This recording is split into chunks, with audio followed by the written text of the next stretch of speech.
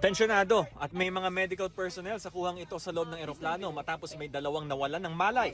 Ayon sa AirAsia, flight nila ito na galing Da Nang, Vietnam na nakaschedule sana lumupag sa NAIA Terminal 1. Pero dahil sa masamang panahon, kinailangan ma-divert ang eroplano sa Clark International Airport. Nang hindi pa rin nakalipad mula Clark ang eroplano pa Maynila, nagka-aberya na ayon sa pasaherong si Jay Aquino.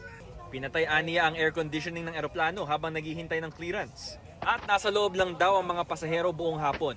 Sa huli, hindi na nakakuha ng clearance para makalipad ulit ang eroplano dahil sa air traffic. Sana mas na-handle nila na maayos. And I think ang very disappointing part doon is hindi sila transparent. If sinabi naman nila yung mga kailangan gawin at yung decisions nila real time at hindi pa bago-bago, kaya naman ng pasahero eh. Pero yung 4 hours kami sa loob, may mahihimatay pa bago sila mag-decide. May point na kinlose na nila yung AC. Yeah. And then, close din yung doors. So imagine, walang air circulating inside. So sunod-sunod na yung mga pasahero na nasusuffocate. So nagko-collapse.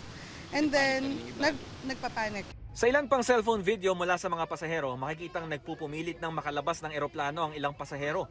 Pero hindi pa pinapahintulutan ng mga pasaherong lumabas ng eroplano. May mga airport police na rin naka-standby sa lugar.